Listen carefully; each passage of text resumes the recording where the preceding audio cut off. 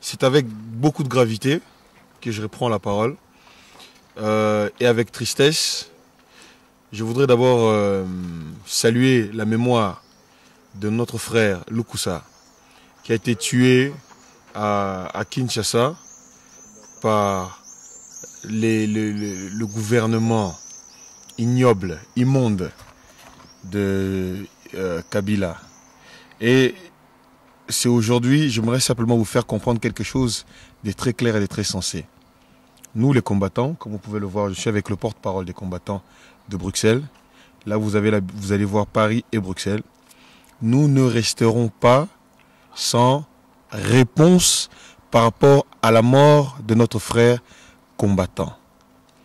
Nous ne resterons pas les bras croisés. Ce que vous avez fait va se payer d'une manière ou d'une autre. Sachez-le. Nous ne resterons pas sans réaction. Les frères et sœurs qui sont en train de se battre au Congo, Bobo Sanate, Tozana Bino, 24 heures sur 24, tous les jours, Tozana Bino, ba décourager Binote, Babo Banga, Mutumsu Soute, Tosi Tokufi déjà 8 millions, un de plus, un de moins, jusqu'à la fin, jusqu'à la libération pleine et entière de notre territoire. Ti Nasuka Tokobunda. Pour l'affaire Nabiso, les choses vont être faites, ne vous inquiétez pas.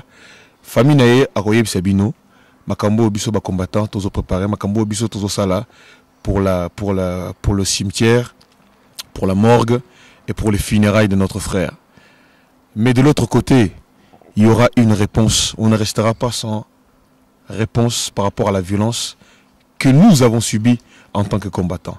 Le Congolais aujourd'hui a une mémoire courte. Ça veut dire qu'il suffit que quelqu'un demande pardon pour des actes et on le pardonne. Mais la justice des hommes ne s'effectue pas pour l'instant au Congo. Et donc nous voulons dire que nos frères qui tombent pour la libération du pays, qui tombent pour revendiquer leurs droits, ne resteront pas impunis. Ceux qui les tuent, nous les poursuivrons. Quand nous allons libérer le pays, les responsables en tout cas de ces crimes seront poursuivis. Et donc je voulais dire à ceux qui ont commis même des crimes avant, des Kiungu, n'importe qui, devront être soumis à la justice des hommes. Donc je tiens juste à apporter encore une fois mes sincères condoléances à la famille de notre frère Lukusa qui est tombé pour revendiquer ses droits.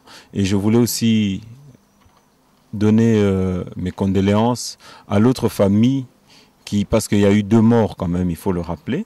Il y a eu aussi un autre frère dont le gouvernement a fait disparaître le corps et dont nous demandons qu'il puisse remettre le corps. Parce que nous le voyons, ils sont accoutumés, quand ils tuent quelqu'un, de faire disparaître le corps. Nous l'avons vu avec Fidel Bazana, qui était le chauffeur de chez Béa. Ils n'ont jamais rendu le corps. Nous l'avons vu encore plus récemment avec notre frère Armand Tungulu, décédé. Aujourd'hui, on ne nous a jamais remis le corps. Ces étrangers, ces imposteurs qui sont aujourd'hui en place au pouvoir, n'ont pas le même esprit que nous les Bantous. Donc n'ont pas du respect pour la mémoire des gens qui sont morts. Ils ne respectent pas une personne morte. Nous demandons qu'ils puissent remettre à la famille du défunt le corps pour que la famille puisse faire le deuil de leur personne qui est morte. Donc je remercie encore mon frère pour le soutien qu'il apporte et à tous les combattants qui sont ici pour leur soutien. Notre combat est unique. Notre combat, c'est pour la libération du pays. Et notre combat, c'est contre ce pouvoir aujourd'hui qui est en place au Congo et qui ne sert à rien. Ce pouvoir dont le résultat et le bilan est négatif. Nous voulons aujourd'hui que, en place au Congo, soient des hommes intelligents pour diriger ce pays. Nous ne voulons plus des gens sans qualification. Des gens qui étaient chauffeurs, qui se retrouvent du jour au lendemain à la tête du pays. Nous avons besoin de personnes aptes à diriger ce pays. Et le Congo a des hommes aptes pour diriger ce pays. Nous ne voulons plus des personnes qu'on chante dans des chansons pour diriger le pays. Nous voulons des gens qui ont étudié, des gens qui ont une vision pour ce pays. Donc, je vous remercie. Je ne vais pas trop parler aujourd'hui parce que la situation est triste. La situation du pays est vraiment triste. Nous venons de fêter. Il y en a d'autres qui ont fêté, mais pour nous, c'était un moment de deuil. Le 51e anniversaire de l'indépendance. Je l'ai dit un peu plus tôt, l'indépendance du Congo n'a pas encore eu lieu. Mais aujourd'hui, tous les frères et sœurs qui sont réveillés se battent pour que l'indépendance véritable du Congo puisse avoir lieu. Je dis et je vous remercie. Merci, prédécesseur Nanga, combattant Rex et puis Jano, Kabouya Batukolo Nyonso, nga Placide Jésus, naza coordinateur et combattant ya Hollande, et puis biso nous toza na même sentiment, ils a douleur, donc la mort a frappé encore na parcelle na biso, la parcelle combattante, ya biso combattant, et toza na mawa. Mais seulement tu as interpellé la police congolaise va trahir vocation à bangote. Basant la vocation ya protection civile la population. Alors ceux qui police congolaise a comme une gâchette facile, ya ko boma gratuitement ba congolais et cause la pas si mingi et la ma mingi. Yango wana ba que mutu atoni ko boma batu. Mais comme si on peut désanté. Donc, vocation de protéger la population parce que pouvoir échanger en pouvoir diriger les éternalités. Le lobby peut changer si on place donc nous allons s'adresser directement à la police congolaise sinon au moins porter tout s'en charger parce que Mboka certainement qu'on a libéré mais si ko bango baza na lotomo ya ko battre la population vraiment ba combattant nyoso ya Congo vraiment nous sommes de cœur avec vous to souffrir na bino to pleurer na bino et toza moni attitude ya bandeko nanga isa ya mawa isa pasi parce que isa famille donc ceux qui membres de la famille à Longwe toute séparation est douloureuse. Je pense que cette séparation, c'est une douleur. Vous avez mis Manabiso, tu as frappé surtout.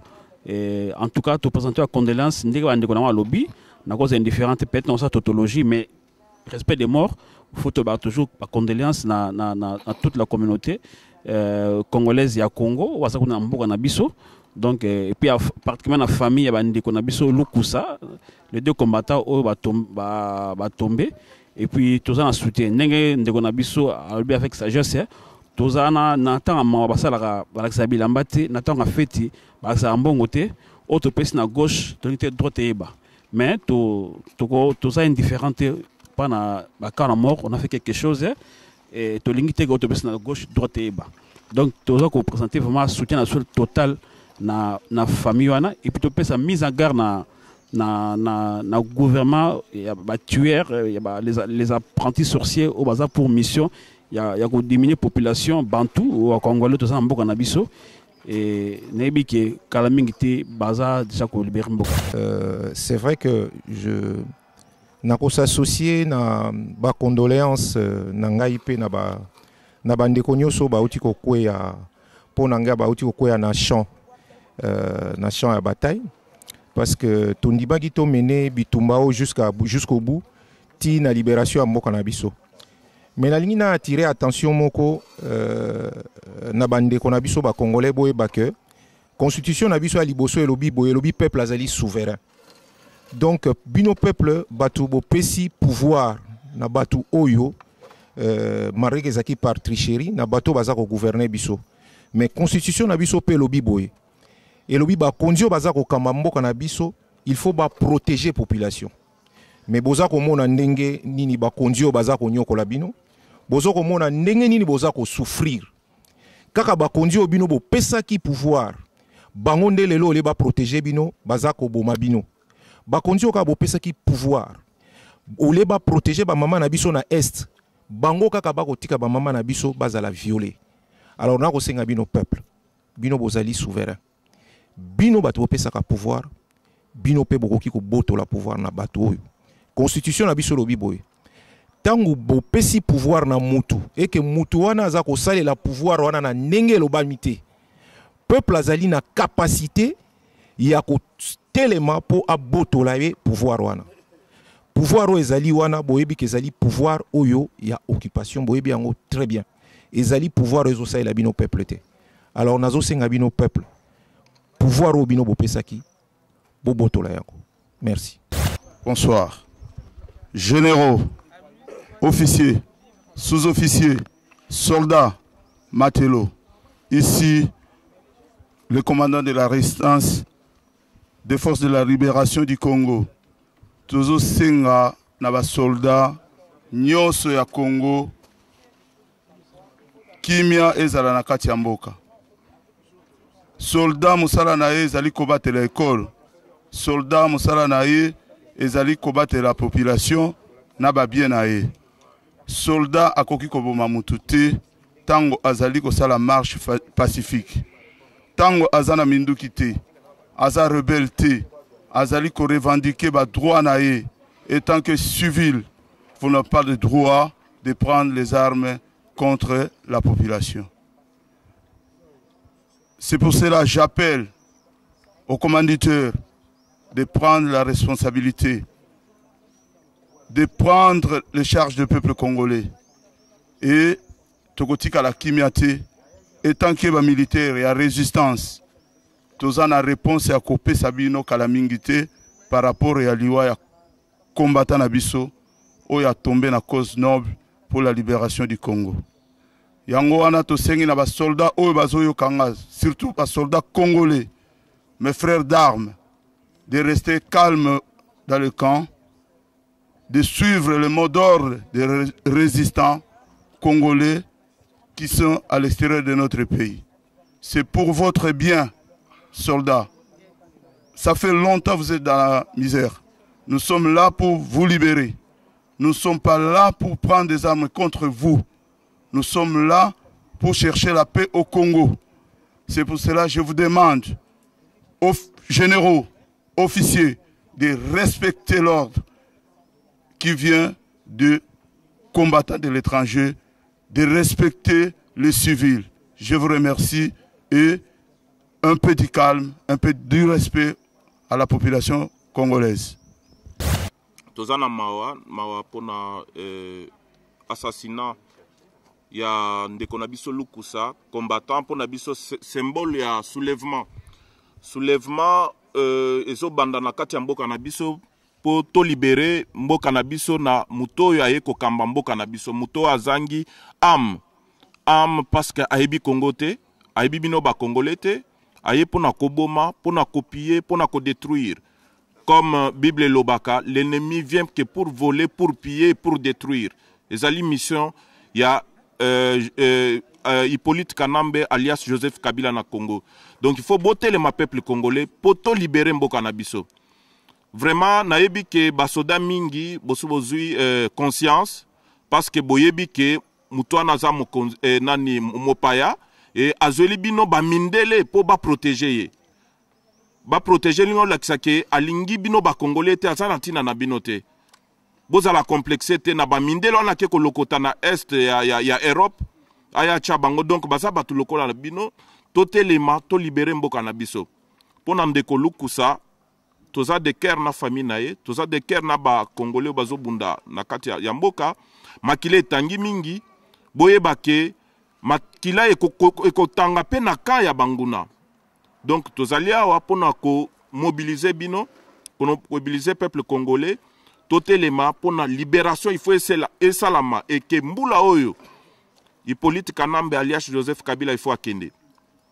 Toyebi ke biso peuple congolais tellement babomi, tokomi komesana, ndekwa kufi boko momo nango likamba normal. Ba violer moi si boko momo nango normal, les normalité.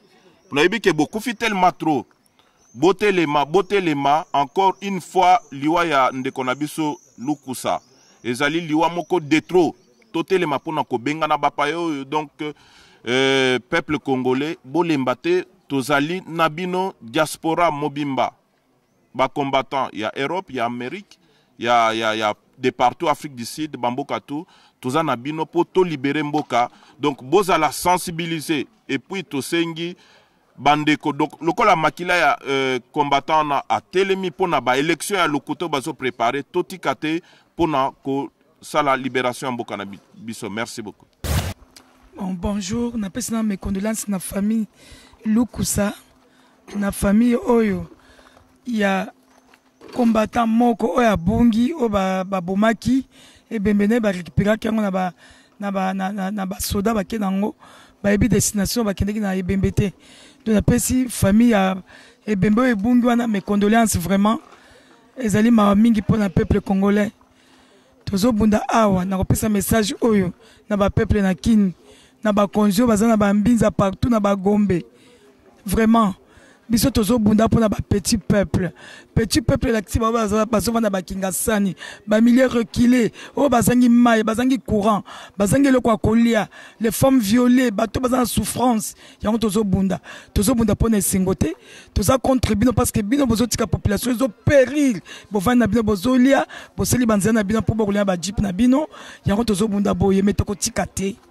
Déjà 400 combattants basi bakiti so boye bakiangote parce que na kati ya kin au moins 800 ou bien 1000 et quelques kokita avant le 6 décembre ndeme sana zo pesa bino wana bino boye bi ke tokoya te metozo ya 1400 bakita ki ba mingi pe bazo kita lisusu toza kin avant le 6 décembre comme ça to ebele on to trancher na bino parce que on en a marre de trop bozo tika ba femme bazo violer bango bozo ke toza parlement. Ba député na peuple muté voté bango peuple ezole belana ni ezole bela population te ba maman baza violé ba maman bazo souffrir okomona mwana muke ba bomi maman mwana tikala zole mela libele mwana tikala zole les apasi ya onto zonyo kama boto zole le butu moi tozo tambo pona ba femme violée vraiment ceux qui voume bozana bongo bina bato bozana mbinza na ba gombe partout bina bato bozana bongo bozana na minute na za maman bozana cœur vraiment ya kotika bato zo périr na mutu oyo to tchaki motema bino bila bato bolingi politique basanga pona mutu nyonso te tozo passer ka message bino ba politicien bo ponaki musala wana ezali pona ko soutenir peuple ko protéger peuple ko sécuriser peuple mais tout le monde que bino ba congolais vraiment to pekisi na musique bozo changement exaté bozali na ebine na kolobela bino te classe yango botanga kiango wapi ya kotika vraiment toza ba docteur toza ba nani o ba tangi ba classe minene bozo tika mutu mo bazo tasuki na zamba ko konzabena na Congo et puis vous vendez dans le parlement bozo beta maboko na bien ba mambo zakata parlement on verra Torotala on en a marre de vous Torotala bo vanda na kati bo beta maboko bo sepela kam mwana mukona zo konzabino bo ebi pesa uti na ba boti na makolo ya na ba poussière bino vraiment bo tangi vina ba congolais vraiment bo tangi ba classe bo za ba diplômé tande to vanda mboka mopaya bo bo mo toza na sengo to na susto zo na mboka na biso alors biso to remplacer bien na mboka bo luka pesa boko kende. Oh, ça message to pesa beaucoup luka pesa pour Europe boko kuta bato bazozela bino bokende Ethiopie so bolingo changer avant le 6 décembre bokende na Ethiopie ndembo to bombeli bokende Ethiopie mais na Europe okonyata te et puis biso tozo kita na Congo to kolakisa bino na kati ya nkande combattant bomi wana to boko ntoko boma kasi to ko boma na kaka c'est tout toza déterminé. Juste pour terminer, comme vous l'avez constaté, c'est avec beaucoup d'émotion que notre sœur, notre maman s'est exprimée. Donc prenez le message comme vous l'avez entendu, de la part de tout le monde, de tous les leaders, de tous les mouvements, Paris, Londres, des militaires, etc., etc. Que vive le Congo, que vive le Grand Congo.